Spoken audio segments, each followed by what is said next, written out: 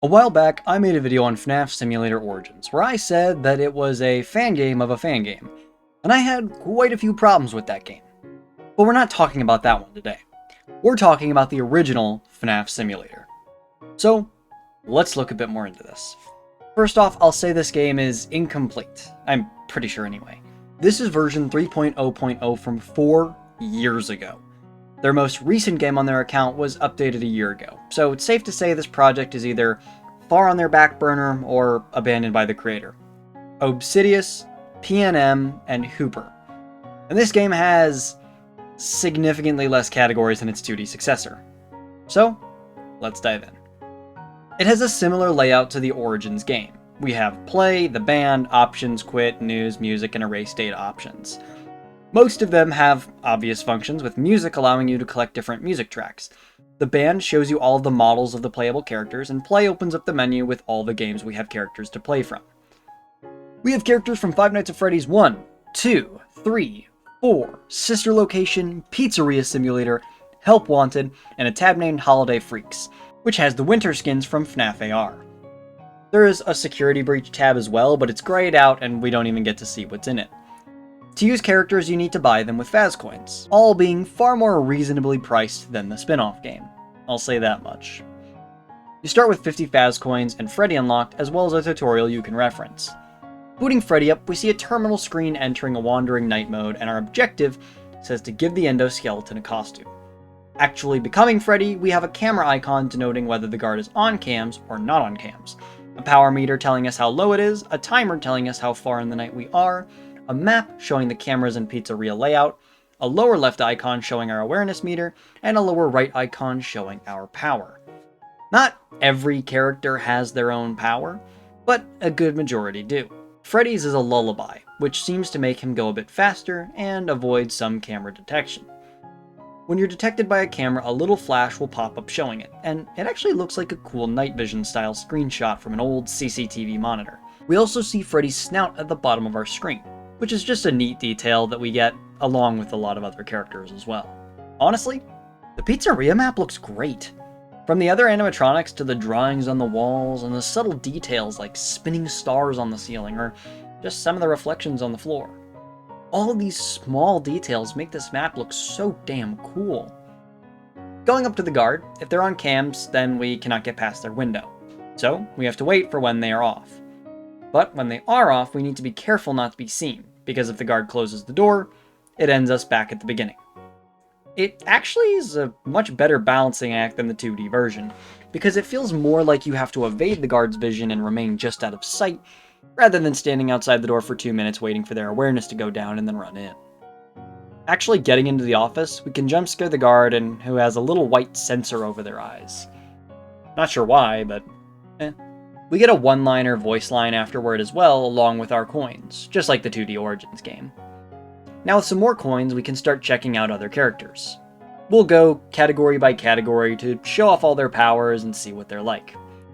Next is Bonnie, where we have a similar layout but with our new power, Rock On, which allows you to make a disturbing sound that raises Bonnie's awareness to maximum, probably to kick the guard off their cams if it's helpful. There's also an odd orb on the ground in the corner. That is a randomly appearing light that when picked up gives you bonus coins. I didn't know that this early on while playing, since I skipped the tutorial, but it's very helpful when you need to get new characters later on. Then we have Chica, who has the ability to drain the power. The last character from this game is Foxy, our favorite pirate. His ability is called Meltdown, and explains to why the FNAF Simulator Origins game had a weird bomb power-up for their Foxy, because it gives a timer for Foxy to combust along with a speed boost. His jump scare of a burning Foxy threatening the night guard is actually sick as fuck. I quite like it with this execution because it feels more impactful, and like I actually understand what's happening over placing a bomb on Foxy and saying have at it. But with that, we're into FNAF 2. Starting with Toilet Bonnie, my favorite withered animatronic, we can see the lack of power system, but the rest is the same. The FNAF 2 map looks alright. It's less decorated and looks a bit more bland compared to FNAF 1, but that's not necessarily on the creator to blame, since this is just kinda how FNAF 2 looks. I wish it were more decorated, but it still looks really cool. Getting up to the guard, if they spot us, he puts on a Freddy head and then we get caught.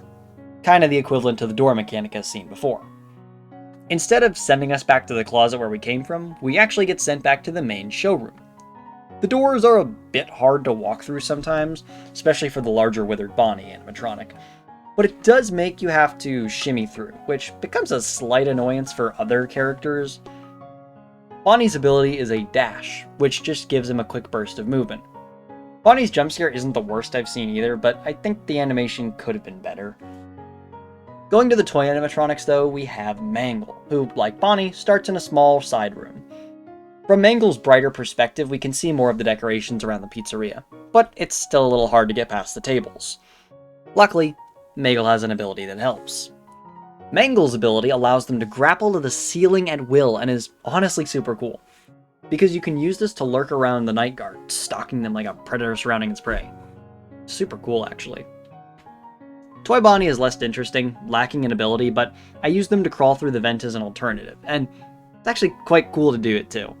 It's pretty well done, and it makes it viable along with just going straight through the hallway, allowing for more ways to approach the guard. Now, this sounds kind of redundant, like, of course that would be a feature, but in the Origins game, it was broken, and made the vents kind of impossible to use it sometimes. Toy Chica is our last FNAF 2 character, and she has an ability where she throws her cupcake to track down the guard for a jump scare.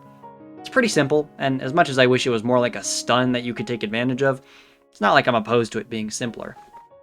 There's also the Toy Freddy animatronic on the stage, but we aren't able to play as him, which I think is kind of disappointing, but we'll leave a pin in that because I want to talk about it later.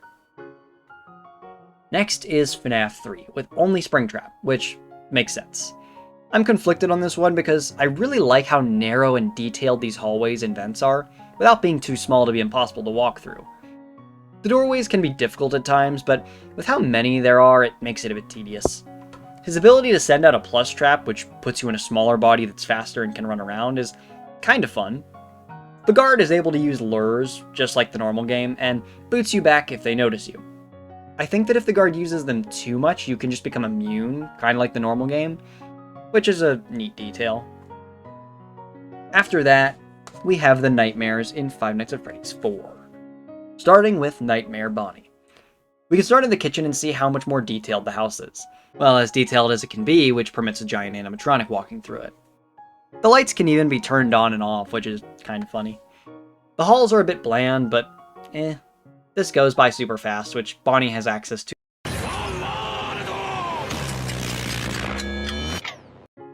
So, yeah, Bonnie can just freeze time and then jump the kid, because it only makes sense. Nightmare Chica, however, has an ability called Now You See Me, which just turns them invisible, but doesn't make you completely immune to the flashlight if you mistime it. When you get spotted, it adds another hour to the timer. When we come to Nightmare Fredbear, it's relatively similar to the Origins game, where Nightmare just gets a speed-up ability. Not the best, but also not the worst. The last character in the Nightmare section is Plushtrap, who isn't agonizing to play as in this game. It's far more tolerable and balanced in this game to play as Plushtrap, because you don't get sent back to the beginning every time for no reason, and actually just play from Plushtrap's perspective.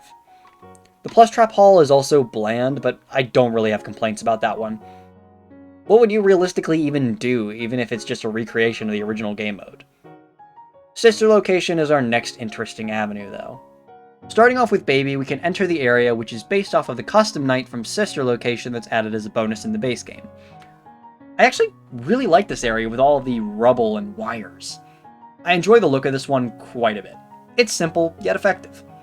We can even see the other animatronics like Funtime Freddy sitting in a storage room, or Ennard hanging off the ceiling in the first room. Baby's special move, called Performance, shakes the screen and plays a little song, which lowers your awareness. Funtime Freddy, however, is interesting. Having Bon Bon attached to his arm allows him to use his power-up, Go Get 'em, to put Bon Bon down on the ground so that we can control it and attack the Night Guard. Similar to a more manual version of Toy Chica's Cupcake or like the Plushtrap attack. Except they have a little fun animation for throwing him down and different jump scares for who actually gets the guard. Funtime Foxy is next, who has the Showtime ability. After that is Ennard, who has a great wake-up animation of being upside down on the ceiling, and then he crawls out to reorient himself properly. His ability is Pretend, and after using it, it's difficult to tell what it actually does. In the 2D Origins game, it just turns you into whatever you're looking at, like a bucket or the door. But in this game, I didn't really even notice a difference. Looking down, the animatronic body was the same, and my awareness was the same.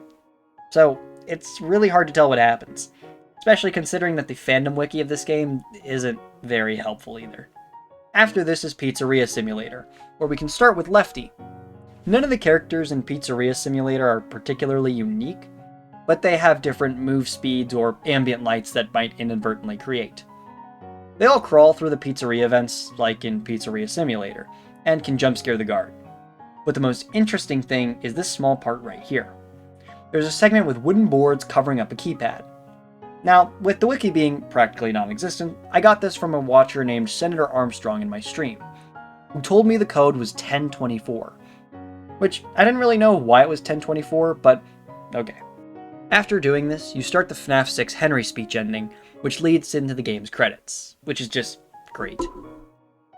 The last playable category is the Help Wanted cast, which may as well just be called the Halloween characters because it's just the Halloween animatronics and glitch trap. But starting with Jacobani, we get into this really cool and spooky looking Halloween pizzeria. In my opinion, it's just decorated perfectly enough to not be overcrowded. But crowded enough where it feels like an actual pizzeria, kind of. The map itself seems to have a slightly different layout, with the arcade being a viable option to attack the guard from, making the map a bit more than just a reskin. Grim Foxy is the next character who has an ability that lets them run faster and be more aggressive, instead of making Grim Foxy just a bomb. It just seems to be a small boost. Jakuchika is next and has a guiding lantern ability that lets them effectively teleport closer to the guard. This makes it easier to get to the guard while also making a neat animation of the lantern bouncing on the ground. Our last animatronic, but certainly not least, maybe, is Glitch Trap, who has the ability Lag Spike. This ability seems to let the player go through cameras while they're active. Now, can you believe this video is only 5 pages so far? Simply a much shorter game compared to FNAF Simulator Origins, but it doesn't necessarily mean that it's worse. This game signifies quality over quantity in most cases. Now, I think it's unfair to compare the two games, but I do recommend checking out my video on the sequel game out after this one. It'll be the first link in the description. But let's look at this game on its own. I will say that I wish the character roster was a bit bigger and actually got finished. For instance, there's a second game mode in blue that occasionally pops up on the play screen, but after pressing it, you just get an angry Freddy and it disappears. The wiki is non-existent and the developer doesn't seem responsive on GameJolt, so I don't think we'll get any updates or answers anytime soon. I just hope they're okay. Now, going back to the pin of Toy Freddy I mentioned earlier, I am in a paradoxical state of feeling happy that there's less characters and also a bit miffed. Now, I do think that the phrase less is more works here, because I absolutely felt like 99% of these characters had either well thought out, working, or fun mechanics. The only characters that come to mind that are the opposite are Ennard. That's really it. He was the only one I was upset at because his power didn't seem to work, or was complicated and I couldn't figure it out. One thing that came to me as a fix is the band screen. Obviously the creator probably won't take this info as a fix since the game hasn't been updated in years. But for a section of this game that just shows off the animatronic models, I think that stats like speed or even just a brief description of their powers would be more helpful. And that gives the tab a nice use, other than just looking pretty. But I will say that I think the Fazcoin system works pretty well in this game, with amounts being fair as well as bonuses, which doesn't make grinding too irritating to unlock the characters.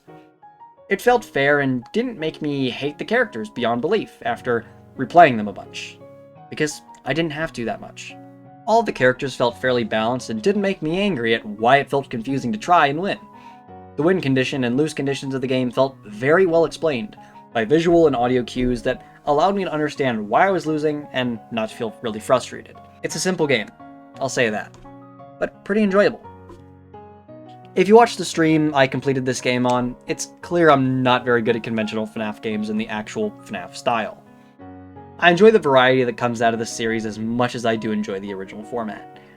This game looked pretty neat, I like the style, design, and effective streamlining that the creators put into these environments and abilities. Anyway, without this video feeling overbloated, I think that's it from me. If you enjoyed this video, then please like or comment. Engagement gets the word out, especially for the projects I intend to release later. If you enjoyed this video, you can check out my other FNAF fan game videos on the channel, and even check this game out, linked in the description. Comments, criticism, and suggestions are always welcome. I will hope to see you later. It's been me, Mush. Arrivederci.